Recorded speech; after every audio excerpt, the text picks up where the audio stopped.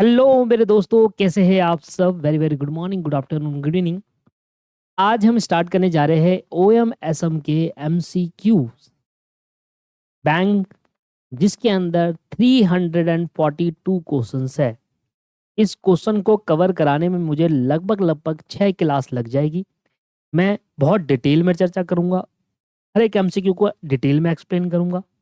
साथ में मैंने आपके लिए कुछ ओएम एसएम के एमसीक्यू के लिए एक नई चीज प्लान करी है, जो पहली बार यूट्यूब पर हम प्रोवाइड करने जा रहे हैं। ये क्या है? सिर्फ एमसीक्यू के लिए अलग से एक ऐसी पीडीएफ तैयार करना जो हम एक्सप्लेन करते हैं आपको पहले से ही रिटर्न फॉर्मेट के अंदर आपको मिल जाना। क्या मतलब? मान लीजिए मैंने आपको एक क्वेश्चन समझाया, जैसे कि ओएम जो है वो डील करता है किन चीज़ों पे, टेंजिबल और इंटेंजिबल एसेट के अंदर, टेंजिबल प्रोडक्ट के अंदर, सिर्फ इंटेंजिबल सर्विस के अंदर, या इंटेंजिबल एंड टेंजिबल दोनों के लिए। इसका आंसर है टेंजिबल और इंटेंजिबल्स दोनों, बोथ टेंजिबल एंड इंटेंजिबल। अब मैंने इसका आंसर आपको बताया और इसका थोड़ा सा एक्सप्लेनेशन आपको दे दिया कि भाई ऐसा हुआ तो क्यों हुआ ये। मैं आगे बढ़ गया, तो मैंने एक्सप्लेन करा आपको। एक्सप्लेन करने के बाद मैं आगे बढ़ गया। कुछ दिनों बाद आप भूल जाते हो, आप दोबारा पढ़ते हो, आंसर देखते हो, यार इसका आंसर में सर ने क्या बताया था, क्या लॉजिक था इसके पीछे का, ये आंसर है तो क्यों है, ये आंसर है तो क्यों है, ये आंसर है तो क्यों है, इसका लॉजिक क्या है। एक मिनट, तो इसका लॉजिक्स वगैरह क्या है ना? ये कैसे पता चलेगा? तो ये जो मैं आपको एक्सप्लेन करूंगा आज क्लास के अंदर, वो सारी चीजें मैंने रिटर्न फॉर्मेट के अंदर लिख दी है। और एक नई चीज पहली बार आपके पास ये है, this is called MCQ explanation. जहां पर सबसे पहला पॉइंट आपसे ये बोलेगा, क्वेश्चन पूछ रहा है कि ऑपरेशन मैनेजमेंट किस चीज को डील करता है, सिर्फ टेंजिबल प्रोडक्ट को, इनटेंजिबल सर्विस को, या दोनों को। फाइनल आंसर है टेंजिबल प्रोडक्ट और इनटेंजिबल सर्विस दोनों को। चाहे टेंजिबल प्रोडक्ट की बात हो, जो प्रोडक्ट फिजिकल फॉर्मेट में होते हैं, चाहे इंटेंजिबल सर्विस की बात हो, ये इसका फाइनल आंसर होगा। ये फाइनल आंसर तो आपको भी पता है, क्यों? क्योंकि आप पीछे आंसर देख लोगे। Logic behind the final answer क्या है वो भी लिख दिया गया है।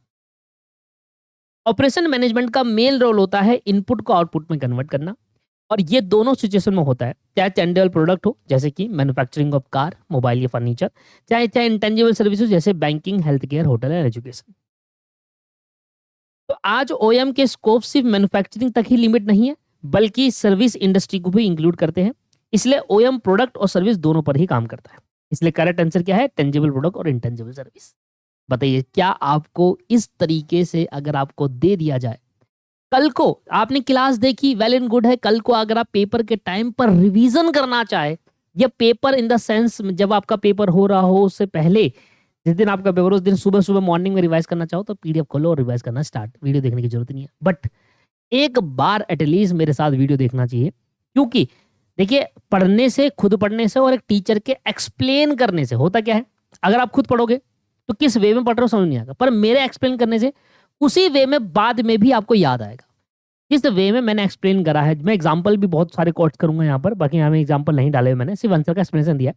मैं एग्जांपल्स भी कोट करूंगा, तो आपको याद आएगा कि सर ने इस तरीके से कराया था। आंसर ये देखेंगे, पढ़ूंगा यही, पर अलग से कुछ अलग चीजें भी बताने वाला हूँ, जिसमें आपको याद आएगा कि हाँ, सर ने इस तरीके से एक्सप्लेन किया था। और ये पहली बार यूट्यूब पर है। अपने नोट्स का एक्सप्लेनेशन तो हर कोई देता है, नोट्स का हिंदी एक्सप्लेनेशन भी हम ही लेकर आए थे, एमसीक्यू का भी हिंदी एक्सप्लेनेशन हम ही लेके आएंगे। पीडीएफ अभी मत मांगना, पीडीएफ कब दूंगा? जब छठी क्लास होगी तब दूंगा। अगर मैं अभी पीडीएफ दे दूंगा तो आप मेरी एक्सप्लेनेशन सुनोगे ही नहीं। मुझे पता है बहुत सारे स्टूडेंट सोचते हैं कि हम खुद से कर लेंगे, जबकि ऐसा नहीं होता। एक बार पूरी वीडियो देखो, और छठी क्लास में मिडल में बताऊंगा पीडीएफ कहाँ मिलेगी आपको। चलिए, तो एक एक करके हम समझते हैं, और एक एक करके हम, अब ये पीडीएफ कंप्लीट नहीं हुई है इसलिए, क्योंकि अभी पीडीएफ के अंदर ऐसे लिखा है, पहले मैम ने नंबरिंग दे रखा, आगे मैंने नंबरिंग भी छोड़ दिया है। सिर्फ मेरे को जल्दी से जल्दी पढ़ाना है, क्योंकि पेपर पास आ रहे हैं। सारा समझ में आया? तो पहले का आंसर क्या है? बोथ टेंजिबल प्रोडक्ट और इंटेंजिबल सर्विस। एग्जाम्पल बताओ प्योर सर्विस का। सर्विस क्या है? तो इनमें से एग्जाम्पल बताओ, टीचिंग है, प्रोडक्ट सर्विस, रिपेयरिंग सर्विस, और all of the above. Teaching is a pure service. Pure service जहां पर आप प्रोडक्ट बेचते ही नहीं हो। टीचिंग क्या है? एक प्योर सर्विस है, मैंने लिखा हुआ है। ये क्वेश्चन पूछ रहा है कि प्योर सर्विस का एग्जांपल कौन सा है, मतलब ऐसी सर्विस जिसमें कोई भी टेंजिबल प्रोडक्ट का इन्वॉल्वमेंट ना हो। प्योर सर्विस क्या होती है? किसी भी टेंजिबल प्रोडक्ट का इन्वॉल्वमेंट होता ही नहीं है किसी भी तरीके से। फाइनल आंसर है टीचिंग। टीचिंग एक क्लासिक एग्जाम्पल है प्योर सर्विस का, क्योंकि इसमें कस्टमर सिर्फ नॉलेज, स्किल और गाइडेंस से मिलती है। कोई फिजिकल या टेंजिबल प्रोडक्ट डिलीवर नहीं होता। प्रोडक्ट सर्विस और रिपेयरिंग सर्विस दोनों में कुछ ना कुछ टेंजिबल एलिमेंट जुड़ा हुआ है, जैसे product use, tools use, parts का रिप्लेसमेंट, इसलिए प्योर सर्विस कैटेगरी में नहीं आता। प्योर सर्विस वो होती है जिसमें पूरा आउटपुट टेंजिबल होता है, और teaching is the definition of perfectly fit करती है। टीचिंग एक जो एग्जाम्पल है, डेफिनेशन, टीचिंग की डेफिनेशन परफेक्टली फिट करती है प्योर सर्विस को। क्या ये एक्सप्लेनेशन का समझ में आ रहा है? आगे बढ़ेंगे। जहां पर जरूरत होगी वहां पर डिटेल में। ऑब्जेक्टिव बताओ, ऑपरेशन मैनेजमेंट को कितने पार्ट में डिवाइड करा है? 2 भागों में डिवाइड करा है, ये हमारी बुक में ही दे रखा है। कौन कौन से 2 पार्ट है वो? क्वेश्चन पूछ रहा है कि ऑपरेशन मैनेजमेंट को, ऑब्जेक्टिव को कितनी कैटेगरी में डिवाइड कराया जाता है, किया जा सकता है, यानी ओएम के गोल बेसिक तौर पर कितने ग्रुप में आते हैं? फाइनल आंसर है 2 पार्ट। एक्सप्लेनेशन देख लीजिए। एक्सप्लेनेशन है, ऑपरेशन मैनेजमेंट को ऑब्जेक्टिव को 2 कैटेगरी में डिवाइड किया जाता है, कस्टमर सर्विस और रिसोर्स यूटिलाइजेशन। ओएम का पहला मेजर ऑब्जेक्टिव होता है कस्टमर सर्विस, जिसमें कस्टमर को right quality, right quantity, right time और राइट कॉस्ट पर प्रोडक्ट को डिलीवर करना शामिल होता है। दूसरा ऑब्जेक्टिव होता है रिसोर्सेज का एफिशिएंट यूटिलाइजेशन, जिसमें मैन पावर, मशीन, मटेरियल और मनी का बेस्ट यूज करना हो इंक्लूड है। इन दोनों ऑब्जेक्टिव के बेसिस पर ओएम को अपना काम परफॉर्म करना होता है, इसलिए ओएम के ऑब्जेक्टिव 2 मेजर कैटेगरी में क्लासिफाई किए जाते हैं। जिस तरीके से मैंने लिखा है ना दोस्त, उस तरीके से सिर्फ मुझे पढ़ना है और आपको समझ में आ जाएगा। एक एक लाइन हिंदी में जो मेरे अंदर है, जो मैं समझाता हूं जिस वे में, उसी वे में लिख दें। इसका आंसर क्या है? इसका तो 2 है। One of the objective of the operation management के कुछ एक ऑब्जेक्टिव बताइए। तो क्वेश्चन पूछ रहा है, पहले मैंने अभी ये बताया, क्वेश्चन पूछ रहा है कि ऑपरेशन मैनेजमेंट का real objective in given option में से कौन सा है? फाइनल आंसर है कस्टमर सर्विस। जैसे कि हमने कहा ऊपर देखो, एक कस्टमर सर्विस होता है, यूटिलाइजेशन होता है। ऑपरेशन मैनेजमेंट का सबसे इंपॉर्टेंट ऑब्जेक्टिव सर्विस होता है। ओएम का मेन फोकस होता है कस्टमर को राइट क्वालिटी का, राइट क्वांटिटी, राइट टाइम पर, राइट कॉस्ट पर प्रोडक्ट या सर्विस प्रोवाइड करना। प्रोडक्ट सर्विस और प्लानिंग ओएम की एक्टिविटी हो सकती है, लेकिन कोर ऑब्जेक्टिव कस्टमर सेटिस्फैक्शन ही होता है। इसलिए गिवन ऑप्शन में जो ऑपरेशन मैनेजमेंट का एक्चुअल ऑब्जेक्टिव कस्टमर सर्विस ही है। समझ में आया नहीं आया?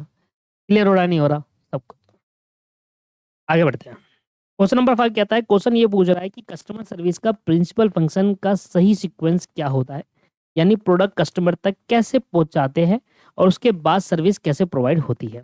ये देखो sir question, principal function of customer service are, proper detail explanation लिखा हुआ है। फाइनल आंसर है पहले मैन्युफैक्चरिंग करो, गलत है। पहले मैन्युफैक्चरिंग आता है, फिर सप्लाई आता है, फिर ट्रांसपोर्ट आता है और फिर सर्विस आता है। ऐसे होता है manufacturing, service, transport and supply. पहले मैन्युफैक्चरिंग होती है, नहीं नहीं नहीं नहीं, मैन्युफैक्चरिंग, सप्लाई, ट्रांसपोर्ट और सर्विस। सही तो है यार, क्या हो गया मुझे, सॉरी। तो सही था वो, पहले मैन्युफैक्चरिंग करते हैं, ठीक है। मैन्युफैक्चरिंग करा प्रोडक्ट को, ये सही है। पहले मैन्युफैक्चरिंग करेंगे प्रोडक्ट को,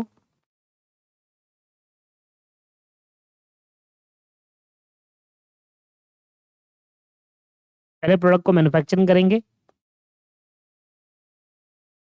फिर ट्रांसपोर्ट करेंगे, सप्लाई करेंगे, सर्विस। कस्टमर सर्विस का पूरा प्रोसेस मैन्युफैक्चरिंग से शुरू होता है, जहाँ पर प्रोडक्ट को बनाया जाता है। इसके बाद प्रोडक्ट को कस्टमर की लोकेशन तक पहुँचाने के लिए उसका ट्रांसपोर्ट किया जाता है, ठीक है, दूसरा स्टेप। तीसरा, ट्रांसपोर्ट के बाद बिजनेस प्रोडक्ट को एक्चुअल कस्टमर तक सप्लाई किया जाता है। पहले होलसेलर के पास भेजेंगे, फिर होलसेलर उस प्रोडक्ट को सप्लाई करेगा, और जब प्रोडक्ट कस्टमर के पास पहुंच जाता है तब कंपनी का लास्ट फंक्शन होता है आफ्टर सेल सर्विस प्रोवाइड करना, यानी कंप्लीट सीक्वेंस से मैन्युफैक्चरिंग करना, फिर ट्रांसपोर्ट करना, कस्टमर की लोकेशन तक पहुंचाना, फिर जब वो लोकेशन तक पहुंच जाता है उसके बाद फिर कस्टमर तक पहुंचाना, फिर कस्टमर के पास आफ्टर सर्विस सर्विस। आप अमेजोन से बुक करो, अमेजोन से बुक करो ये सामान, तो मैन्युफैक्चरिंग हो गया पहला प्रोसेस। दूसरा, दिल्ली से बुक करोगे, दिल्ली के एक वेयर हाउस में आकर अटक जाएगा, ये हो गया ट्रांसपोर्ट कस्टमर की लोकेशन तक। फिर वेयर हाउस से एक डिलीवरी बॉय आएगा, फिर आपके घर तक प्रोडक्ट को डिलीवर करेगा, दैट इज सप्लाई। उसके बाद आफ्टर सेल सर्विस चालू हो जाती है। इसका आंसर है manufacturing, transport, supply and service. Manufacturing, transport, supply and service. The desire objective of production and operation management is, operation management, production management का डिजायर ऑब्जेक्टिव क्या है? ये क्वेश्चन पूछ रहा है कि, सॉरी यहाँ से, ये क्वेश्चन ये पूछ रहा है कि production operation management actually desire main objective given option में कौन सा होता है? पहला है ऑप्टिमम यूटिलाइजेशन ऑफ रिसोर्सेज, सीधा भाई। डिजायर पहला उद्देश्य क्या होगा? कस्टमर का सर्विस प्रोवाइड करना और ऑप्टिमम यूटिलाइजेशन करना, यही 2 मेन ऑब्जेक्टिव होते हैं, कस्टमर सर्विस और रिसोर्स ऑप्टिमाइजेशन। तो डिजायर ऑब्जेक्टिव क्या है? जो चाहती है कंपनी कि भाई रिसोर्सेज का अच्छे से यूटिलाइज हो। प्रोडक्शन एंड ऑपरेशन मैनेजमेंट का कोर ऑब्जेक्टिव होता है ऑर्गेनाइजेशन के सारे रिसोर्सेज जैसे मैन पावर, मशीन, मटेरियल और मनी का बेस्ट पॉसिबल यूटिलाइजेशन किया जाए। जब रिसोर्सेज इफिशिएंट यूज होते हैं तब प्रोडक्शन कॉस्ट कम हो जाती है, प्रोडक्टिविटी बढ़ती है और ओवरऑल प्रोडक्शन भी इम्प्रूव होती है। चीप मशीनरी यूज करना या अनस्किल्ड वर्कर को ट्रेन करना स्पेसिफिक एक्टिविटी हो सकती है, लेकिन मेन ऑब्जेक्टिव नहीं। सस्ती मशीन का यूज करना, अनस्किल्ड वर्कर को स्किल करने का, ये एक नॉर्मल एक्टिविटी हो सकती है पर मेन ऑब्जेक्टिव नहीं है। प्रॉफिट अर्न करना एक आउटकम हो सकता है, लेकिन प्रोडक्शन ऑपरेशन मैनेजमेंट का डायरेक्ट POM का मतलब क्या है? प्रोडक्शन एंड ऑपरेशन मैनेजमेंट का direct goal efficient resource utilization ही होता है। ठीक है जी, इसलिए इसका करेक्ट ऑप्शन क्या है? Optimum utilization of resources. सातवां क्वेश्चन पूछता है which one of the following is not an activity under production operation. इनमें से कौन सी activity production and operation management को लिखूंगा आज के बाद POM, production and operation management, इनमें से कौन सी एक्टिविटी नहीं है? फाइनल आंसर है, ये क्वेश्चन पूछ रहा है कि ऑप्शन में से कौन सा काम प्रोडक्शन ऑपरेशन मैनेजमेंट एक्टिविटी नहीं होता, यानी POM का स्कोप में कौन नहीं आता है? आता है मार्केट पेंट्रेशन, ये नहीं आता। प्रोडक्शन एंड ऑपरेशन मैनेजमेंट की एक्टिविटी में लोकेशन फैसिलिटी आती है, प्लांट लेआउट आता है, मटेरियल हैंडलिंग आती है और प्रोडक्ट डिजाइन आती है, जैसे काम इंक्लूड होते हैं, क्योंकि ये सब प्रोडक्शन सिस्टम को प्लान, अरेंज या ऑपरेट करने के लिए डायरेक्टली रिलेटेबल होते हैं। लेकिन मार्केट पेंट्रेशन मार्केट डिपार्टमेंट का फंक्शन होता है, जिसमें कंपनी अपने मार्केट शेयर बढ़ाती है या फिर कस्टमर बेस एक्सपेंड करती है। मार्केट पेंट्रेशन का प्रोडक्शन से कोई डायरेक्ट रिलेशन नहीं होता है, इसलिए प्रोडक्शन एंड ऑपरेशन मैनेजमेंट की एक्टिविटी नहीं माना जाता। Sir each and every line ऐसे लिखी हुई है जैसे कि बहुत आसान, बहुत सिंपल मैनर में लिखी हुई है। मुझे नहीं लगता किसी भी स्टूडेंट को ऐसा लगे कि यार इसके अंदर कुछ मुझे डाउट आ रहा है, कुछ समझ नहीं आ रहा है। ये सब चीज, हर एक बात बहुत सिंपल मैनर में मैंने यहाँ पर कोट कर दी। ठीक है, एक मिनट दीजिएगा, खड़े होकर पढ़ाते हैं।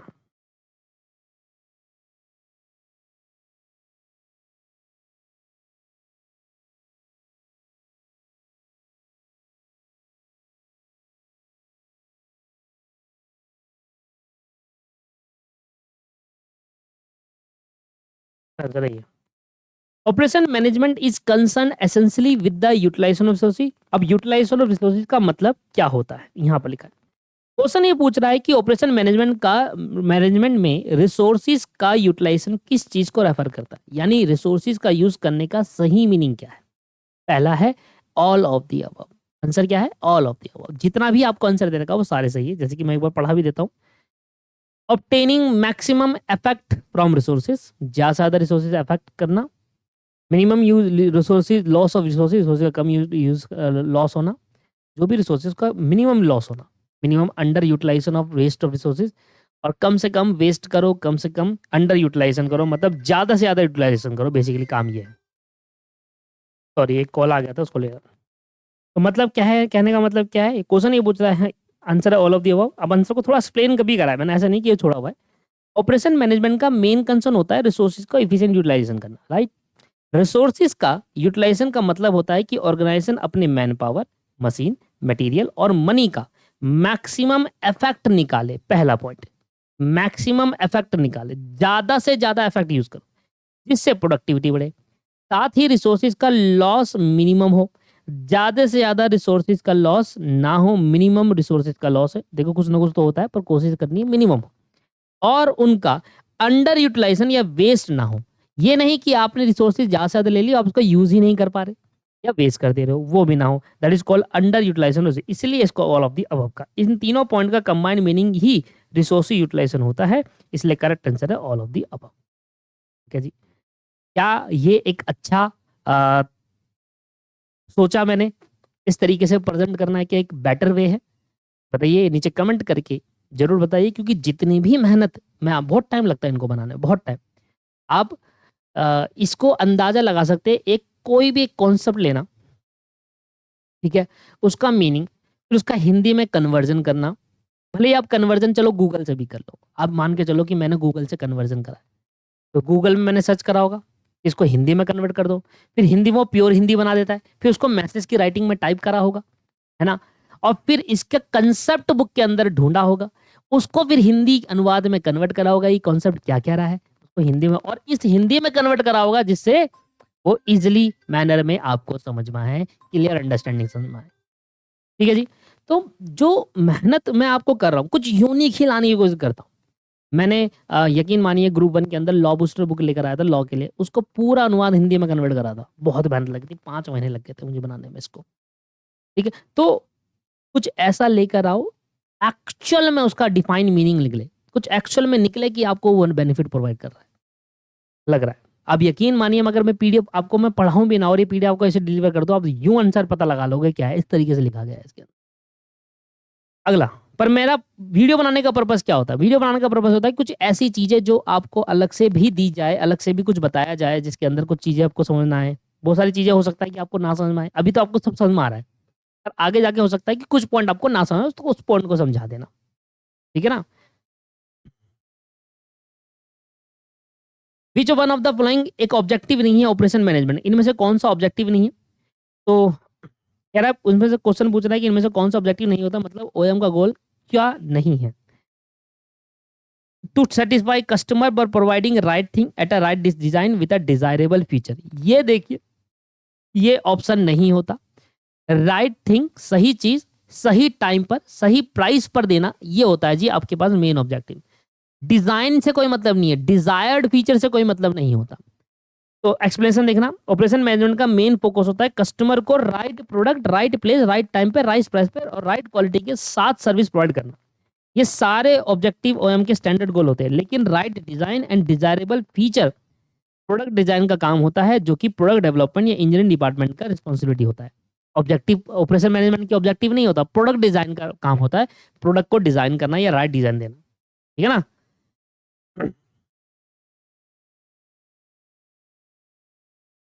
ये वाला नहीं है। ठीक है, ये इसका मतलब ये वाला सही है इसके हिसाब से। Production and operation management distinguish itself from other function such as personnel marketing finance etcetera mainly by its primary concern. अब क्वेश्चन पढ़कर सर एक बारी को ऐसा लगता है कि 50% स्टूडेंट को समझ में आता है कि क्वेश्चन पढ़कर समझ ही नहीं आ रहा। अब देखो मैंने क्वेश्चन को भी एक्सप्लेन करा हुआ है।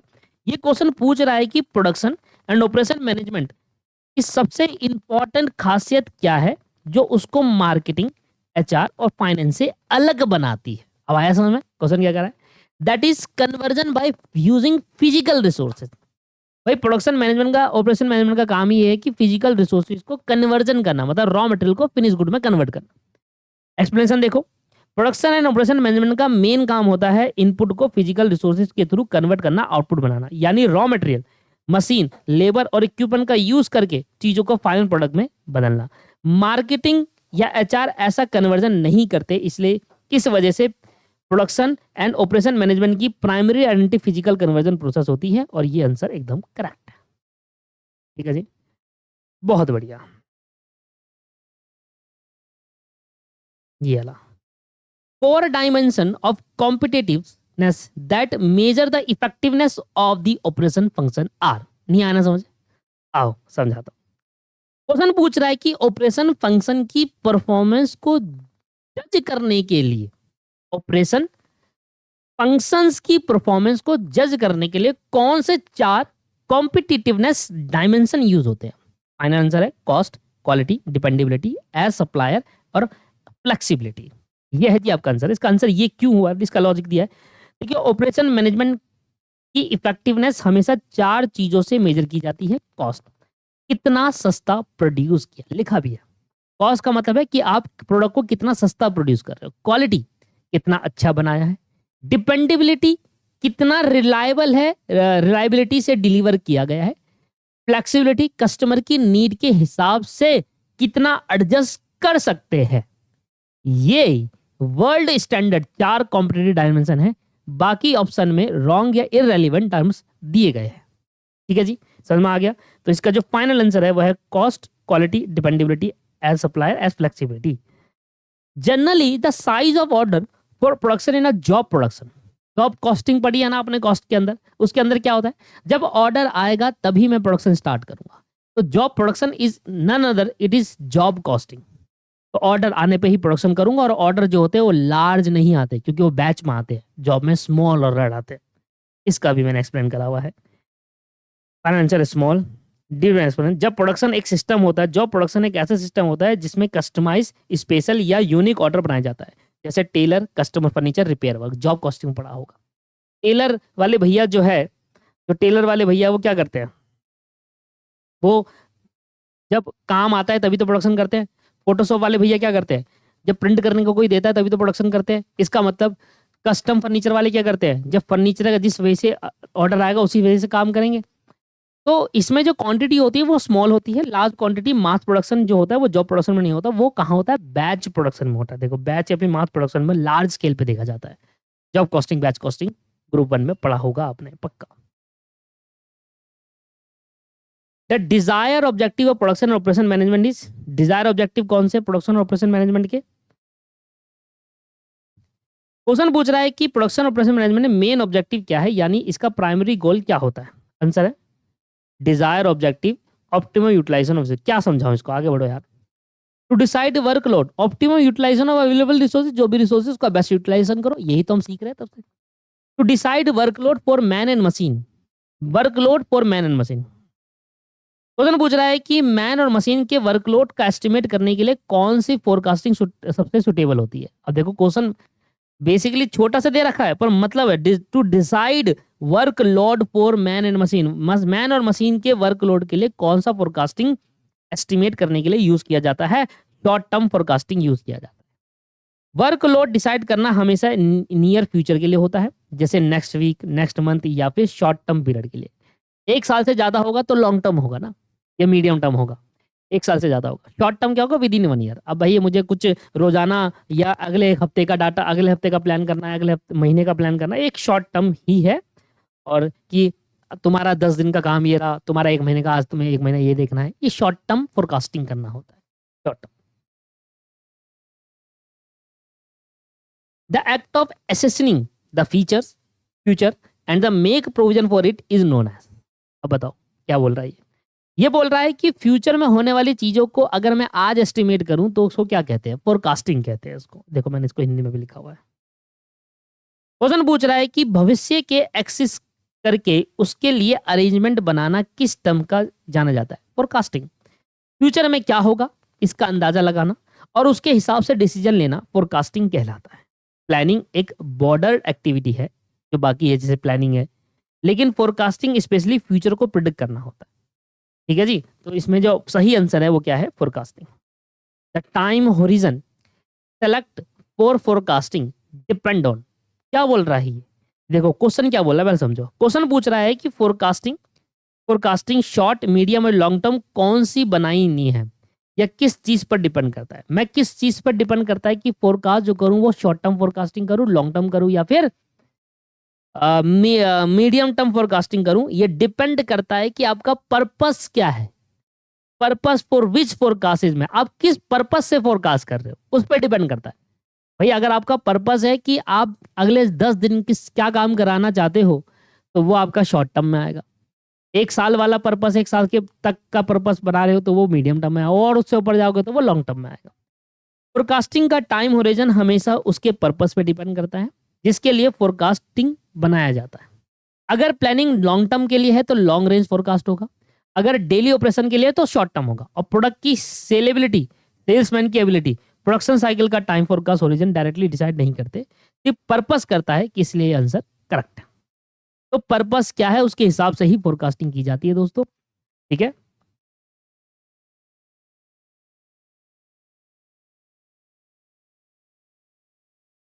ये answer. Important factors in forecasting production etch, question पूछ रहा है कि प्रोडक्शन फोरकास्टिंग में इनमें सबसे इंपॉर्टेंट फैक्टर कौन सा होता है, यानी प्रोडक्शन कितना पॉसिबल होगा, ये किस चीज से सबसे ज्यादा इंपैक्ट होता है, that is available capacity of the machine. Production पे इंपैक्ट पड़ेगा अगर मशीन की कैपेसिटी ही उतनी नहीं है, भले ही आपके पास हजारों रिसोर्सेज हो पर मशीन वाला रिसोर्सेज आपके पास अवेलेबल कैपेसिटी नहीं है। डिमांड भले ही आपके 1 लाख रुपए की आ रही है पर मशीन की ज्यादा से ज्यादा कैपेसिटी कितनी है, सिर्फ 50,000, तो उससे ज्यादा आप बना ही नहीं पाओगे। तो मशीन की जो कैपेसिटी है, अवेलेबल कैपेसिटी, वो प्रोडक्शन को बहुत मेजरली इंपैक्ट करता है। प्रोडक्शन फोरकास्टिंग का मेन फोकस होता है फ्यूचर में ऑर्गेनाइजेशन कितना प्रोडक्शन कर सकती है ना। प्रोडक्शन फोरकास्टिंग का मतलब क्या है कि फ्यूचर में कितना प्रोडक्शन किया जा सकता है। फ्यूचर में कितना प्रोडक्शन होगा ये डिपेंड करता है फ्यूचर की डिमांड पर। इस कैपेसिटी को डायरेक्टली तरीके से डिटरमाइन करते हैं मशीन की अवेलेबल कैपेसिटी, क्योंकि अगर मशीन की कैपेसिटी लिमिटेड है और प्रोडक्शन फोरकास्टिंग उस लिमिटेड हिसाब से की जाती है तो इन्वेंटरी चेंज, डिस्पोजल इनकम या तो इन्वायरमेंटल चेंज, डिस्पोजल इनकम और कंज्यूमर प्रेफरेंस फोरकास्टिंग को इन्फ्लुएंस कर सकते हैं। लेकिन production forecasting most important internal fact machine की ही कैपेसिटी होती है। जैसे बुक में दिया गया है कि जो फोरकास्टिंग है, देखो ये जो लिखा हुआ है मैं आपको इसको एक्सप्लेन करता हूँ। कहता है प्रोडक्शन फोरकास्ट होता है क्या? प्रोडक्शन फोरकास्ट ये होता है कि फ्यूचर में मुझे कितना प्रोडक्शन करना है। अगर मैं उसको इन्वायरमेंटल चेंज के हिसाब से करूँ कि भाई इन्वायरमेंटल चेंज मतलब कि भाई इन्वायरमेंट के अंदर देखा जा रहा है कि यार अच्छा इन्वायरमेंट है तो ज़्यादा प्रोडक्शन करना चाहिए, बारिश का टाइम है तो कम प्रोडक्शन करना चाहिए। मान लो किसी भी प्रोडक्ट का प्रोडक्शन कर रहा हूँ जो बारिश के टाइम पे कम होना चाहिए, नहीं तो खराब हो जाएगा, और बारिश नहीं होती तो बढ़ाना चाहिए। इन्वायरमेंटल चेंज के अकॉर्डिंग मैं प्रोडक्शन नहीं कर सकता। क्यों? क्योंकि भाई मशीन का अवेलेबल कैपेसिटी उतनी नहीं है। ठीक है, वो इन्वायरमेंटल चेंज कह रहा है भाई ज्यादा प्रोडक्शन करो पर कैपेसिटी तो उतनी ही है, 1 लाख करो कह रहा है 50, तो भाई मेजरली इंपैक्ट तो क्या कर रहा है? मशीन की कैपेसिटी। भाई जितनी मशीन की कैपेसिटी अवेलेबल होगी उस हिसाब से प्रोडक्शन का, तो उस हिसाब से आपको प्रोडक्शन फोरकास्ट करना चाहिए। कैसे करना चाहिए? अवेलेबल कैपेसिटी के अनुसार करना चाहिए। ठीक है जी, इन्वायरमेंटल चेंज के अनुसार नहीं करना चाहिए, इनके हिसाब से नहीं करना चाहिए, अवेलेबल कैपेसिटी के अनुसार करना चाहिए। एप्लीकेशन ऑफ टेक्नोलॉजी और process of to raw material in value add, इसका मतलब देखो क्या बोल रहा है। कहता है क्वेश्चन ही पूछ रहा है कि रॉ मटेरियल में टेक्नोलॉजी प्रोसेस अप्लाई करके उसकी यूजफुलनेस बढ़ाना किस कॉन्सेप्ट को कहलाता है? रॉ मटेरियल दे रखा है, अभी वो क्या है उसमें एड ऑन वैल्यू नहीं। आज रॉ मटेरियल अगर मैं 10 रुपए का खरीद के ला रहा हूँ तो उसको मैं 50 रुपए का बेच पाऊँ, इसके लिए मुझे क्या करना पड़ेगा? उस रॉ मटेरियल को फिनिश गुड में कन्वर्ट करना पड़ेगा, and that the meaning of production. वही तो प्रोडक्शन कहलाता है, इसलिए फाइनल आंसर प्रोडक्शन। कि रॉ मटेरियल में क्या ऐसा एड ऑन करूं जिससे उसकी वैल्यू बढ़ जाए, जिससे उसकी वैल्यू बढ़ जाए, that is called production. Production एक सिंपल मीनिंग होता है जिसमें रॉ मटेरियल को हम वैल्यू एडेड प्रोडक्ट में कन्वर्ट करते हैं। जब टेक्नोलॉजी या प्रोसेस अप्लाई किया जाता है और रॉ मटेरियल की यूटिलिटी यूज वैल्यू बढ़ जाती है तो उस एक्टिविटी को प्रोडक्शन बोला जाता है। अब अगर मैं रॉ मटेरियल बेचूंगा तो 10 का बिकेगा, पर उसको मैं कन्वर्ट कर दूं अगर फिनिश फाइनल प्रोडक्ट पे तो फिर ज्यादा का बिकने लगेगा। That is called production. In production by disintegration the material undergoes, क्या मतलब है इसका? मतलब समझो पहले तो क्वेश्चन पूछ रहा है कि डिसइंटीग्रेशन मेथड में रॉ मटेरियल में किस टाइप का चेंज होता है। डिसइंटीग्रेशन मेथड में रॉ मटेरियल में किस टाइप का चेंज होता है? फाइनल आंसर है change in physical and chemical characteristics. देखिए प्रोडक्शन बाय डिसइंटीग्रेशन का मतलब होता है एक बड़ा मटेरियल तोड़कर छोटे छोटे पार्ट बनाना जिससे उसके फिजिकल या केमिकल प्रॉपर्टीज में चेंज होते हैं। सिर्फ इकोनॉमिक वैल्यू नहीं बदलती बल्कि मटेरियल की ओवरऑल नेचर चेंज हो जाती है। इसलिए correct answer physical and chemical characteristics का चेंज है। पहले समझाता हूँ। डिसइंटीग्रेशन का मतलब ये होता है कि जब आप एक बड़े मटेरियल को छोटे छोटे पार्ट में बांट देते हो, जैसे कि मेरे पास लकड़ी है, लकड़ी जब आप लकड़ी को छोटे छोटे पार्ट में बांट दो, मेरे को बड़ा सा लकड़ी है, पेड़ काट के मैं लाया वो लकड़ी है, मैंने उसको छोटे छोटे पार्ट में बांट दिया, क्या उसका अब जो उसका फिजिकल प्रॉपर्टी में चेंज आया? यस, फिजिकली वो चेंज हो गया। बड़ी लकड़ी थी अब छोटे छोटे पार्ट में कट गई। क्या उसका नेचर में चेंज आया? यस, पहले वो एक वुड था, अब वो क्या हो गया? कन्वर्ट हो गए, अब वो या तो सोफा बनेगा या फर्नीचर बनेगा, नेचर में भी चेंज हो गया। तो भैया जब ऐसा रॉ मटेरियल, ऐसी चीज जिसको हम डिसइंटीग्रेशन करते हैं, उसको हम छोटे छोटे पार्ट में बांट देते हैं, तो उसका केमिकल मतलब जो नेचर है, जो उसकी वैल्यू है, नेचर के अंदर चेंज आ जाता है, और उसका फिजिकल में चेंज है, फिजिकली चेंज आता है और केमिकली चेंज आता है। फिजिकल एंड केमिकल चेंज आ जाता है। फिजिकली का मतलब change in a physical and chemical characteristics. Physical change का मतलब क्या होता है? वो बड़ा था अब वो छोटा हो गया, that is called physically change होना। केमिकल चेंज का मतलब वो पहले सिर्फ एक लकड़ी थी अब वो फर्नीचर बन गया, है ना, लकड़ी से फर्नीचर, अब वो बेड बन गया। केमिकल चेंज आ जाता है, अब उसको लकड़ी नहीं कहोगे, आप उसको फर्नीचर और बेड कहोगे, right. Use of any process और produce design to transform a set of input element into a set of output element is known as, क्या मतलब हुआ? ठीक है, क्वेश्चन पूछ रहा है कि इनपुट एलिमेंट को प्रोसेस से आउटपुट में कन्वर्ट करने का एक जनरल नाम क्या होता है? Transformation process. जब आप इनपुट को आउटपुट में ट्रांसफॉर्म करते हो उसको क्या कहा जाएगा? ट्रांसफॉर्मेशन प्रोसेस कहा जाएगा। देख लो, प्रोडक्शन का मेन कॉन्सेप्ट ही इनपुट को आउटपुट में कन्वर्ट करना होता है और इस एक्टिविटी को ट्रांसफॉर्मेशन प्रोसेस कहा जाता है। जब आप इनपुट को आउटपुट में कन्वर्ट करते हो तो ऐसी एक्टिविटी को ट्रांसफॉर्मेशन प्रोसेस कहा जाता है। ये स्टैंडर्ड ऑपरेशन मैनेजमेंट टर्म है। इनपुट का आउटपुट का मीनिंग सेम होता है लेकिन फॉर्मल नेम ट्रांसफॉर्मेशन प्रोसेस ही है। भाई मैं इनपुट को आउटपुट में कन्वर्ट कर रहा हूँ बट जो मेन नेम है वो ट्रांसफॉर्मेशन। ठीक है जी। इनपुट को जब आउटपुट में आप कन्वर्ट कर देते हो, इनपुट को जब आप आउटपुट में कन्वर्ट कर देते हो तो उसको क्या कहा जाता है? इनपुट को आप कन्वर्ट करते हो आउटपुट में, उसको प्रोडक्ट कहा जाता है, final product.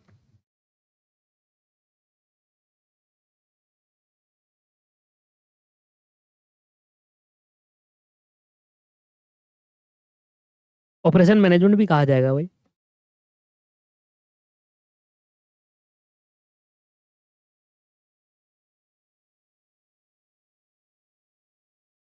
Sir operation management लिखो, this will be the right answer. देखिए ऑपरेशन मैनेजमेंट की हमने डेफिनेशन भी देखी थी कि ऑपरेशन मैनेजमेंट क्या होता है। जब आप इनपुट को आउटपुट में कन्वर्ट कर देते हो it is a part of the definition of the operation management. तो प्रोडक्ट नहीं, प्रोडक्ट की जगह पर आप क्या करोगे? ऑपरेशन मैनेजमेंट कहोगे। और यहाँ पर कुछ गड़बड़ हुई है, इसको मैं ठीक कर दूंगा, कोई बात नहीं, ये काट दो आप। ये ना ऑपरेशन मैनेजमेंट आएगा यहाँ पर, ठीक है, इसमें कुछ दिक्कत हुई, इसको मैं ठीक कर दूंगा, इसको मत उतारना आप। विच one of the following is the external factor impacting effective capacity? वो कहता है इफेक्टिव कैपेसिटी को इम्पैक्ट करने वाले कौन से एक्सटर्नल फैक्टर्स?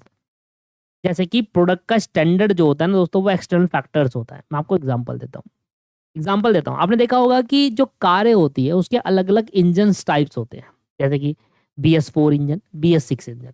अब BS4 से BS6 में क्या बदलाव आया? बदलाव सिर्फ यही आया कि जो गवर्नमेंट है उसने अपने अपने कुछ नॉर्म्स रखे, कुछ कंपलसरी नॉर्म्स रख दिए। जैसे आपके बाहर जितनी भी कार मैन्युफैक्चरिंग होती है वहां पर स्टैंडर्ड कर दिया गया है कि कोई भी कार में कुछ चीजें स्टैंडर्ड है।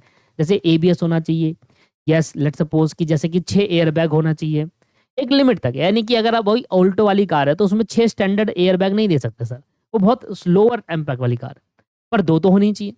तो पहले क्या करा गया? पहले नॉर्म्स लेके आई गवर्नमेंट की भाई एयरबैग्स लेकर आओ गाड़ी के अंदर, तो BS4 इंजन बनाए गए और BS4 में 2 एयरबैग कंपलसरी कर दिए गए। कार में कुछ प्रोडक्ट स्टैंडर्ड है, ये गवर्नमेंट ने डिसाइड करा हुआ है। अट्रैक्शन कंट्रोल होना चाहिए, एयर बैग्स होने चाहिए, कुछ चीज़ें होती है जैसे कि आपके पास सीट बेल्ट कंपलसरी है, सीट बेल्ट अगर खोल देंगे तो सायरन वायरन वो बजना चाहिए। तो ये कुछ क्या होते हैं? प्रोडक्ट स्टैंडर्ड्स होते हैं। इसी तरीके से इंजन के अंदर भी प्रोडक्ट स्टैंडर्ड्स होते हैं। इंजन के अंदर BS4 इंजन है, BS6 इंजन है, इसमें होता क्या कि BS4 ज़्यादा पॉल्यूशन करता था एज कम्पेयर टू BS6। तो कुछ गवर्नमेंट नॉर्म्स लेके आई, कुछ अपने पॉलिसीज लेकर आई। तो अब जो जितनी भी गाड़ियाँ बनेगी वो इसी तरीके की बनेगी।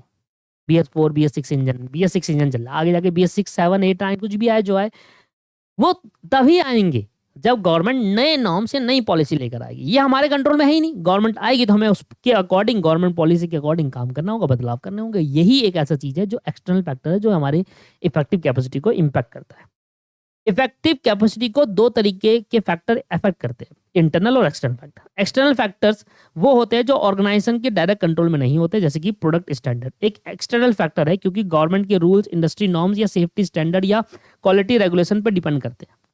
सेफ्टी स्टैंडर्ड जैसे कि प्रोडक्ट के अंदर सेफ्टी स्टैंडर्ड, कार के अंदर मैंने कहा था कि पहले तो एयरबैग आते ही नहीं थे कार में, फिर सिंगल एक एयरबैग कंपलसरी करा गया ड्राइवर वाले के ऊपर, फिर आगे के फ्रंट वाले के लिए 2 एयरबैग कंपलसरी कर दिया, हर कार में 2 एयरबैग आने लगे। फिर और कहा गया हर कार में 2, अभी तो 2 एयरबैग आते थे। रिसेंटली अभी मैंने जो कार ली है उसके अंदर, पिछली बार जो कार ली थी मैंने उसमें 2 एयरबैग कंपलसरी थे। तो अब जो नई कारें आने लगी उसमें 6 एयरबैग स्टैंडर्ड है। सेफ्टी कंसर्न यही है, 6 एयरबैग स्टैंडर्ड है। टाटा की गाड़ियों के अंदर अगर पीछे वाले में सीट बेल्ट नहीं लगाई ना तब भी टू टू टू टू टू करती रहेगी गाड़ी आगे। नॉर्मली टाटा ने इतना स्टैंडर्ड कर दिया कि पीछे वाले सीट बेल्ट भी लगे होने चाहिए, अगर वो नहीं लगे तो टू टू टू टू बजता ही रहेगा। हाँ, पर एक टाइम पे आगे कंप्लीट हो जाता है, खत्म हो जाता है। मतलब कंपनी को इन स्टैंडर्ड फॉलो करना पड़ता है चाहे उनकी इंटरनल कैपेसिटी कुछ भी हो। इसलिए प्रोडक्ट स्टैंडर्ड इफेक्टिव कैपेसिटी को डायरेक्टली इन्फ्लुएंस करते हैं और ये ऑर्गेनाइजिंग कंट्रोल के बाहर है। शेड्यूलिंग, मोटिवेटिंग और प्रोडक्ट एक इंटरनल मिक्स से होते हैं क्योंकि ये ऑर्गेनाइजेशन के अंदर के होते हैं। तो भैया प्रोडक्ट स्टैंडर्ड एक ऐसा है जो एक्सटर्नल फैक्टर्स है, बाकी ये सब इंटरनल फैक्टर, ये भी कहीं ना कहीं इफेक्टिव कैपेसिटी को इम्पैक्ट करते हैं। पर उसने हमसे एक्सटर्नल फैक्टर ही पूछा था जो कि प्रोडक्ट स्टैंडर्ड है, जो ये गवर्नमेंट के हाथ में होता है। जैसे जैसे वो industry norms, rules and regulation लेकर आती है, इंडस्ट्री नॉर्म्स आती रहती है, गवर्नमेंट रूल्स एंड पॉलिसी लेकर उसके हिसाब से इसको बदलाव करना पड़ता है दोस्तों। ठीक है, चलिए। Increasing capacity utilization depending on the, question पूछ रहा है कि कैपेसिटी यूटिलाइजेशन बढ़ाने का किस चीज की एबिलिटी पर डिपेंड करता है? Ability to increase effective capacity. अगर आपको कैपेसिटी को बढ़ाना है तो अपनी इफेक्टिव कैपेसिटी को बढ़ाओ। तो इसी चीज पर डिपेंड करता है कि अगर इफेक्टिव कैपेसिटी बढ़ेगी तो कैपेसिटी ऑटोमेटिकली बढ़ जाएगी। कैपेसिटी यूटिलाइजेशन एक्चुअली आउटपुट और इफेक्टिव कैपेसिटी के बीच का रेशियो होता है।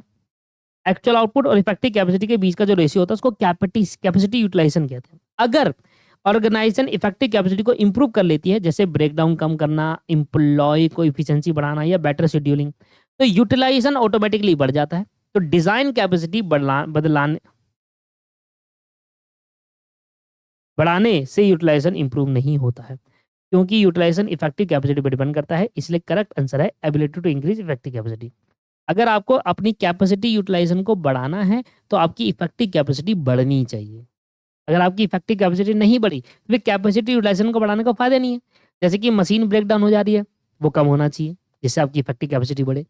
जैसे एम्प्लॉय इफिशिएंसी बढ़ाना, एम्प्लॉय छोड़ के जाएंगे तो भैया फिर ट्रेनिंग करवानी पड़ेगी, फिर आपकी कैपेसिटी इफेक्टिव का मतलब बेसिकली ये हुआ कि आप 100 घंटे कह सकते हो मैं काम करूंगा, पर करते हो आप 90 घंटे। उसको 95 करने की कोशिश करो। कर सकते हो आप 100, पर उसको बढ़ाओ। कैसे बढ़ाओगे?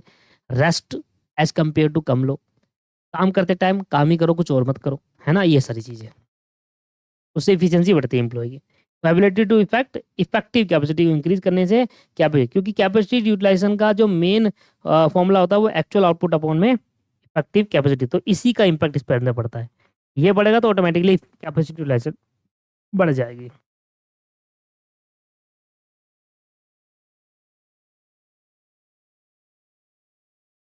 अब मैं थक गया हूँ, थोड़ा मैं बैठता हूँ। चलो बैठ गया। हाँ जी, कहाँ पढ़ते हैं हम? सर, आसान नहीं है पढ़ाना। 6 सब्जेक्ट को आप हैंडल नहीं कर, बहुत कम टीचर है जो इतने सब्जेक्ट हैंडल कर पाते हैं।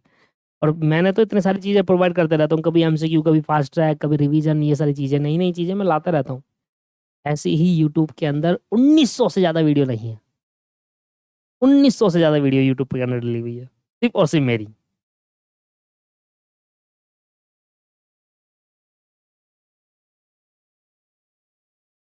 विच one of the following is not with in the preview of long range planning? इनमें से कौन सा लॉन्ग रेंज प्लानिंग नहीं है? क्वेश्चन पूछ रहा है लॉन्ग रेंज प्लानिंग कौन सी एक्टिविटी इंक्लूड नहीं होती? लॉन्ग रेंज प्लानिंग 5 से 10 साल फ्यूचर के बड़े डिसीजन होते हैं। 5 साल या उससे ज़्यादा के लिए अगर आप कोई प्लानिंग कर रहे हो तो वो लॉन्ग रेंज प्लानिंग है। जैसे कि preparing session of over time budget for a work. आप ओवर टाइम का बजट बना रहे हो, ये एक लॉन्ग रेंज प्लानिंग नहीं है सर। ओवर टाइम का मतलब क्या होता है? दिन पर दिन, दिन प्रतिदिन जो बजट बना रहे हो भाई, आज ओवर टाइम इतना होगा, कल इतना होगा, परसों इतना होगा। ये लॉन्ग रेंज थोड़ी है। 5 साल के लिए ओवर टाइम बजट बना लो क्या? 5 साल बाद का ओवर टाइम। वो कह रहा है इनमें से कौन सा लॉन्ग रेंज प्लानिंग नहीं है, that is called over time के लिए जो आप प्रिपेयर करते हो ना बजट, वो लॉन्ग रेंज प्लानिंग हमेशा बड़े स्ट्रेटेजी उनको कवर करता है। जैसे न्यू फैसिलिटी बनाना, नए प्लांट्स को बनाना, एग्जिस्टिंग प्लांट्स को एक्सपेंड करना, डिमांड के हिसाब से न्यू लोकेशन पे शिफ्ट होना। ये बड़े नेचर के डिसीजन होते हैं, बड़े नेचर की प्लानिंग करनी पड़ती है, इसलिए इनको लॉन्ग रेंज प्लानिंग कहा गया। बट ओवर टाइम को बजट प्रिपेयर करना एक लॉन्ग रेंज प्लानिंग नहीं है, तो ये एक लॉन्ग रेंज प्लानिंग नहीं है। इसलिए राइट आंसर ये है। कौन सा पूछा था लॉन्ग रेंज प्लानिंग कौन सा नहीं है? भैया स्लैक और फ्लोट के टाइम को बेसिक डिफरेंस क्या है? इसके लिए तो नीचे आ जाओ। स्लैक हमेशा इवेंट नोट्स के लिए कैलकुलेट होता है, मतलब एक इवेंट कितना डिले हो सकता है वो स्लैक होता है। फ्लोट एक्टिविटी के लिए होता है। स्लैक जो होता है इवेंट्स के लिए होता है, इवेंट के लिए। और जो फ्लोट होता है वो एक्टिविटी के लिए होता है। तो जो एक इवेंट अगर डिले करा है इसको स्लैक कहते हैं। मतलब एक एक्टिविटी कितने देर तक डिले हो सकती है बिना प्रोजेक्ट के डिले हुए, दैट इज कॉल्ड फ्लोट। तो जो स्लैक वर्ड है वो इवेंट्स के लिए लगता है और फ्लोट वर्ड एक्टिविटी के लिए लगता है। इवेंट्स का डिले होना स्लैक, एक्टिविटी का डिले होना बिना प्रोजेक्ट के डिले हुआ, ये होता है सर आपके पास फ्लोट। तो भैया इसका आंसर क्या है? इसका आंसर है फ्लोट जो होता है वो यूज होता है एक्टिविटी के लिए, और जो स्लैक होता है वो यूज होता है इवेंट के लिए। The slack is used with the reference of event and the float is used with the reference of activity. This will be the right answer. Which one of the following is not factor is determine the economic lot size for the manufacturing. Lot size manufacturing के लिए, जैसे हम economic batch quantity पढ़ते हैं, उसमें हम ये देखते हैं कि ईबीक्यू में हमें ये बताया जाता है कि एक बारी में कितनी यूनिट का प्रोडक्शन करूं जिससे मेरी ऑर्डरिंग और कैरिंग कॉस्ट कम से कम आ जाए, सेटअप कॉस्ट और आपके पास होल्डिंग कॉस्ट कम से कम आ जाए। तो इसमें कह रहा है इनमें से कौन सा नहीं, क्वेश्चन पूछ रहा है कि मैन्युफैक्चरिंग में इकोनॉमिक लॉट साइज निकालते वक्त कौन सा फैक्टर यूज नहीं होता, जैसे कि production schedule. Economic lot size mainly 3 चीजों पे डिपेंड है, यूसेज रेट मतलब कितना कंज्यूम होता है हमारा प्रोडक्शन, मैन्युफैक्चरिंग कॉस्ट कि एक यूनिट पे हमें एक कॉस्ट को, मैन्युफैक्चरिंग कॉस्ट मतलब कॉस्ट पर रन, कि अगर एक बार मैं प्रोडक्शन करना स्टार्ट करूंगा तो मेरी कॉस्ट क्या आएगी, और डिटोरेशन कॉस्ट जैसे कि स्पॉइलेज और वेस्टेज कि भैया प्रोडक्शन करते टाइम कितना वेस्टेज आए। Production schedule economic level quantity को डिसाइड नहीं करता, इकोनॉमिक लॉट साइज को डिसाइड, लॉट क्वांटिटी को डिसाइड नहीं करता, बल्कि ELQ शेड्यूलिंग को इन्फ्लुएंस करता है, इसलिए प्रोडक्शन शेड्यूल फैक्टर नहीं होता। तो प्रोडक्शन शेड्यूल है ना वो फैक्टर है, वो शेड्यूलिंग को कहीं ना कहीं, प्रोडक्शन का शेड्यूल कैसा होना चाहिए कि आज प्रोडक्शन होना चाहिए, कल होगा, कितने बजे होगा, कैसे होगा, ये सारा प्रोड्यूसर शेड्यूल के अंदर आता है। पर ये कहीं ना कहीं इम्पैक्ट करता ही नहीं है किसको, इकोनॉमिक लॉट साइज को। मुझे कितना प्रोडक्शन करना है ये डिपेंड है कि आप कितना यूज करो, राइट। तो ये आपका economic lot size for manufacturing को इम्पैक्ट फैक्टर्स पे नहीं आता। विच one of the following is not a factor of planning service capacity. सबसे पहले समझो प्लानिंग सर्विस कैपेसिटी क्या होती है। Service capacity planning customer proximity, service को स्टोर ना कर पाना और डिमांड की क्वालिटी जैसी फैक्टर पर डिपेंड करता है। पीरियड ऑफ प्रोडक्शन मैन्युफैक्चरिंग का कॉन्सेप्ट है, सर्विस में प्रोडक्शन साइकिल जैसा चीज नहीं होती, इसलिए ये सर्विस कैपेसिटी प्लानिंग का फैक्टर नहीं है। सर्विस कैपेसिटी प्लानिंग का मतलब है स्टोर, सर्विस को स्टोर ना कर पाना, हम सर्विस को स्टोर नहीं कर पाएंगे। जैसे पीरियड ऑफ प्रोडक्शन, अब जब आप वर्ड सुन रहे हैं यहाँ पर पीरियड ऑफ प्रोडक्शन, इसका मतलब ही क्या हुआ, कहीं ना कहीं प्रोडक्शन से रिलेटेड चीज हो रही है और हमसे क्वेश्चन पूछा गया सर्विस से रिलेटेड, प्लानिंग सर्विस कैपेसिटी से रिलेटेड, तो ये आपका आंसर फैक्टर नहीं है। प्लानिंग सर्विस कैपेसिटी में पीरियड ऑफ प्रोडक्शन का कोई भी दूर दूर तक नाता नहीं है, कोई भी नाता नहीं है सर इसका। यहाँ प्रोडक्शन से रिलेटेड बात हो रही है, हमसे क्वेश्चन सर्विस से रिलेटेड, तो ये कह रहा है कौन सा फैक्टर नहीं है, तो period of production is not a factor. It is extra capacity use to offset demand uncertainty, this is, पहले तो समझो क्वेश्चन क्या पूछ रहा है। क्वेश्चन पूछ रहा है कि कैपेसिटी क्वेश्चन किस फॉर्मूले से कैलकुलेट होता है। कैपेसिटी, एक मिनट ना,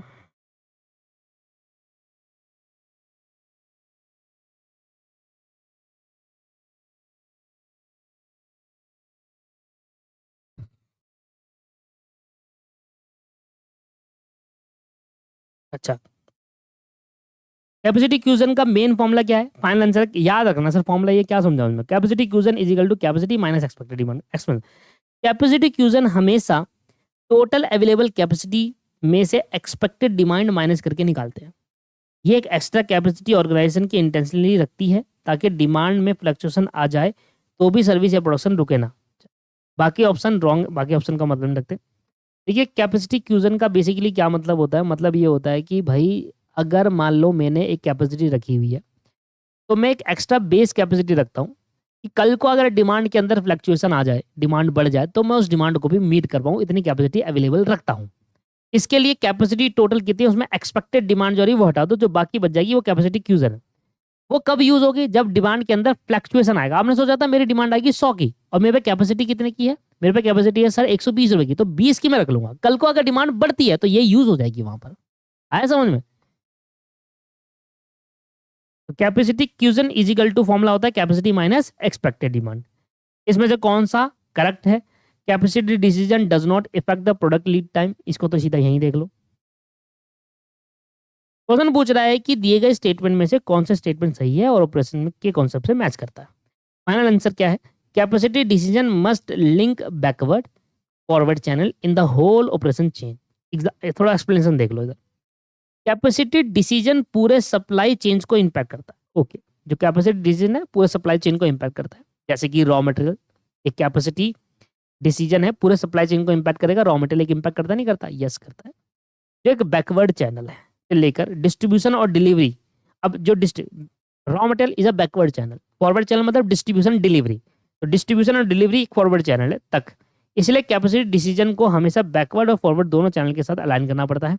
बाकी ऑप्शन गलत है क्योंकि कैपेसिटी लीड टाइम को इफेक्ट करती है, एक्सपेंशन स्ट्रेटेजी को रिड्यूस करती है और wait and see strategy market share long run को इंप्रूव नहीं करती। तो बाकी के लिए भी लिखा हुआ है मैंने कि रॉन्ग है। जैसे कि यहाँ पर दे रखा था कैपेसिटी लीड टाइम, मेरा कैपेसिटी लीड टाइम ये इफेक्ट नहीं करती है, ये दे रखा है सर। तो यहाँ पर जो मेन है वो ये है, backward relate to raw material, forward channel relate to delivery and distribution, दोनों को अलाइन होकर चलना पड़ता है, तब जाकर कैपेसिटी डिसीजन का मेन जो मोटिव है वो हो पाता है। तो ये this will be the correct line. Leading capacity strategy क्या है? लीडिंग कैपेसिटी स्ट्रेटेजी हमेशा डिमांड बदलने से पहले ही कैपेसिटी को इंक्रीज करती है, यानी फ्यूचर डिमांड को एंटिसिपेट करके पहले ही एक्स्ट्रा कैपेसिटी रेडी रखी जाती है। बाकी ऑप्शन को इग्नोर करो। तो लीडिंग कैपेसिटी स्ट्रेटेजी का मतलब क्या होता है? भाई मैंने एक डिमांड को एस्टिमेट किया, भाई मेरी डिमांड इतनी है, उसमें इतनी कैपेसिटी की रिक्वायरमेंट है। अब मुझे लगता है कि डिमांड अगर फ्लैक्चुएट होती है तो मुझे पहले से ही उतनी कैपेसिटी अवेलेबल रखवानी देनी। तो वही कहता है लीडिंग कैपेसिटी स्ट्रेटेजी हमेशा डिमांड बदलने से पहले ही, डिमांड बदले कैपेसिटी चाहिए होगी और उसको पूरा करने के लिए पहले ही रख लो उतनी capacity, leading capacity strategy. Final answer question पूछ रहा है कि लीडिंग कैपेसिटी स्ट्रेटेजी का मेन कैरेक्टर क्या होता है? Build capacity anticipating increasing future demand. अगर फ्यूचर में डिमांड बढ़ेगी तो उसके लिए आपको कैपेसिटी भी चाहिए होगी, जितनी कैपेसिटी आपको फ्यूचर की डिमांड बढ़ने से चाहिए होगी उसको आज ही बढ़ा दो। That is called leading capacity strategy.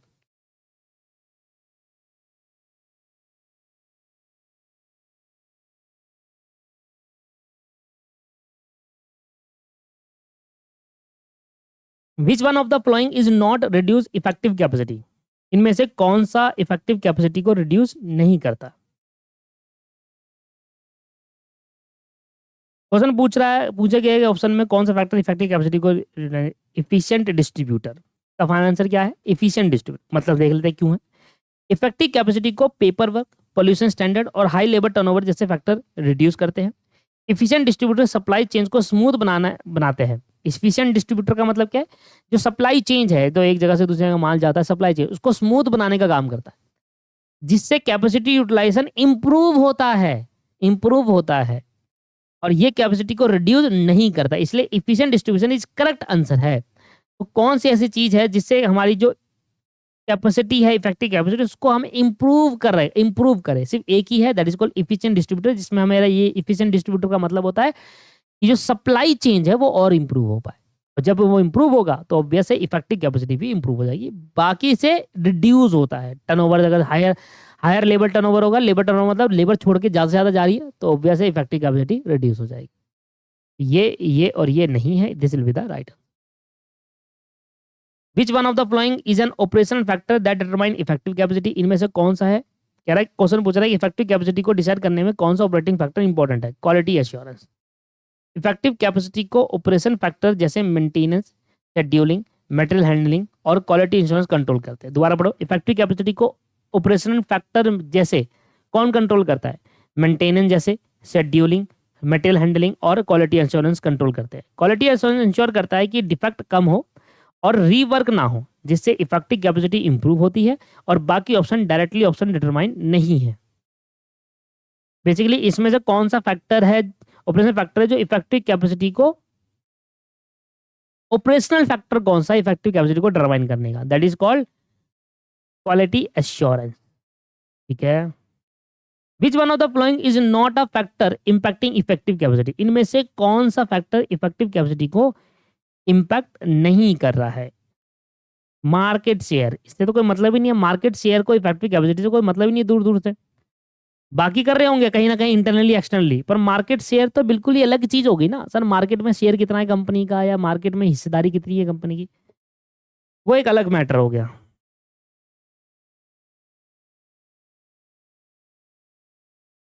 ठीक है, 2 क्वेश्चन और करेंगे, फिर हम नेक्स्ट क्लास में करेंगे। सर इसके लिए मुझे छोटी छोटी क्लास ही बनानी पड़ेगी, मैं ज़्यादा बड़ी बड़ी क्लासेस नहीं बना सकता, क्योंकि ये आउट ऑफ द माइंड चले जाएगा। इसलिए जो अभी मैं आपको पढ़ा रहा हूँ एक बार इसका रिवाइज कर लेना, फिर उसके बाद नेक्स्ट में बढ़ेंगे। और क्वेश्चन तो बहुत ज़्यादा है, पर इसको 7-8 क्लास लग जाएगा भाई, मैं एक बारी में, क्योंकि इतनी महंगी महंगी थ्योरी है ये, है ना। बच्चा इसको पढ़ते पढ़ते कहेगा भाई हटाओ यार, कौन पढ़ रहा है, सारी थ्योरी है। इसमें कुछ करना ही नहीं है, प्रैक्टिकल है ही नहीं, तो ये मुझे लगता है बहुत टाइम कंज्यूमिंग प्रोसेस है, बहुत टाइम लगाएगा इसको करने में। कहीं 10 गिलास ना लग जाए इसको कराने में।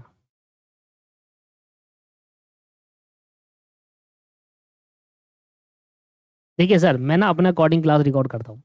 लॉजिकली आप कहोगे कि यार अभी तो 45 मिनट ही हुआ है, ये 50 मिनट ही हुआ है और भी बढ़ा सकते थे हम।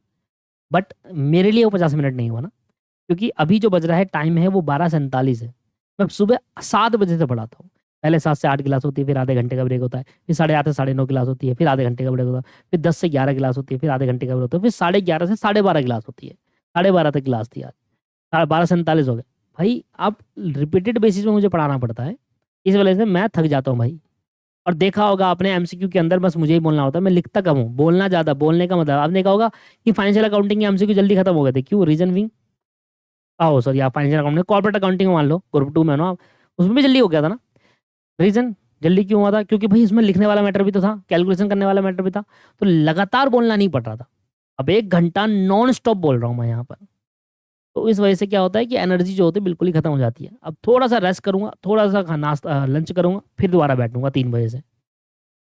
अभी 1 डेढ़ घंटे का बीच में 1 बजे से लेकर 2 बजे तक का, 2:30 बजे तक का ब्रेक लेता हूँ मैं। उसके बाद 3 बजे से फिर 4 बजे, 4:30 से फिर 5:30, फिर 5:30 से मैं थोड़ा सा ब्रेक और लेता हूँ, क्योंकि पूरा दिन पढ़ाना होता है। फिर 8 बजे तक ऐसा हो जाता है कि बस खत्म, इंसान खत्म हो गया। Benefit of high utilization are realized only when. Question पूछ रहा है कि हाई यूटिलाइजेशन का बेनिफिट तब मिलता है जब कौन सी कंडीशन सेटिस्फाई होती है। आंसर है there is a demand for output. ये कंडीशन जब सेटिस्फाई होगी तब बेनिफिट हाई यूटिलाइजेशन का बेनिफिट मिलता है। जैसे कि हाई यूटिलाइजेशन के फायदे तभी मिलते हैं जब मार्केट में आउटपुट की डिमांड हो। मार्केट में डिमांड अगर आउटपुट की ज़्यादा ज़्यादा है तो हमें हाई यूटिलाइजेशन का फायदा मिलेगा। अगर डिमांड ही नहीं है तो ज़्यादा यूटिलाइजेशन सिर्फ इन्वेंट्री बढ़ाता है और कॉस्ट इंक्रीज करता है। मैं क्यों ज़्यादा से ज़्यादा मैं यूटिलाइजेशन करूँ, अपने रिसोर्स को यूटिलाइज करने का ज़्यादा से ज़्यादा इन्वेंट्री बनाते रहूँ? क्लोजिंग स्टॉक बढ़ जाएगा, डिमांड है ही नहीं, क्लोजिंग स्टॉक बढ़ जाएगा, क्या फ़ायदा उसका करने का? कहता है हाई यूटिलाइजेशन आप तब करो, रिसोर्सेज का आप हाई यूटिलाइजेशन तब करो, या किसी भी चीज़ का ज़्यादा से ज़्यादा यूटिलाइजेशन आप तब करो, इन्वेंट्री, स्टॉक, रॉ मटेरियल का ज़्यादा से ज़्यादा। अब आपका रॉ मटेरियल पड़ा है, उसको आप बनाए जा रहे हो, हाई यूटिलाइजेशन करके फिनिश गुड बनाए जा रहे हो, डिमांड है ही नहीं, पड़ा रहेगा स्टॉक, इन्वेंट्री और कॉस्ट आएगी वेयर हाउस की। तो इसलिए कहता है हाई यूटिलाइजेशन का बेनिफिट हमें तब करना चाहिए जब हमारे मार्केट में डिमांड ज़्यादा हो। There is a demand for output. Key to improve capacity utilization. Question पूछ रहा है कि कैपिटल यूटिलाइजेशन को इंप्रूव करने का सबसे इंपॉर्टेंट तरीका क्या होता है टू इंक्रीज इफेक्टिव कैपेसिटी, जैसे हमने अभी पढ़ा। इफेक्टिव कैपेसिटी को इंक्रीज करो, ऑटोमेटिकली आपकी कैपेसिटी यूटिलाइजेशन में इंप्रूवमेंट आने लगेगा। 35 क्वेश्चन भाई, बस मैं थक गया। नेक्स्ट क्लास में 36 से लेकर 70 तक, अगले 35 क्वेश्चन कराऊंगा, 70 तक करा दूंगा नेक्स्ट क्लास में, ठीक है? क्वेश्चन भी तो दुनिया भर के डाल रखे इन्होंने, इतना तो याद भी ना हो पाए बच्चों को।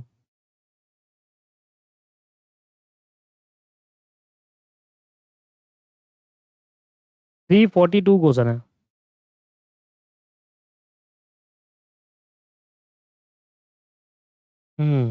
35 क्वेश्चन अगर एक क्लास में कराऊंगा तो 10 क्लास लगेगी इसको कराने में। बस भाई बस, मैं थक गया हूँ, ठीक है? मिलते हैं नेक्स्ट क्लास में, आज के लिए यहीं पर समाप्त करते हैं। नेक्स्ट क्लास में कोशिश करेंगे थोड़ा ज़्यादा क्वेश्चन करें, कोई ऐसा टारगेट नहीं है कि 35 ही करने, ज़्यादा हो पाए तो ज़्यादा करा देंगे, ठीक है ना? साइमल्टेनियसली ग्रुप बन के भी एमसीक्यू चल रहे हैं, तो इसलिए हो रहा है ये। चलिए मिलते हैं नेक्स्ट क्लास में, फिर कुछ एमसीक्यू लेकर ऐसी एक्सप्लेनेशन करेंगे, बिल्कुल लिखवा लिखवा के। और लास्ट क्लास में आपको पीडीएफ मैं प्रोवाइड कर दूंगा, बता दूंगा कहाँ पर है, तो उससे पहले नहीं दूंगा, कमेंट करने का कोई फायदा नहीं है, ठीक है दोस्तों? Have a nice day, bye bye, take care, thank you.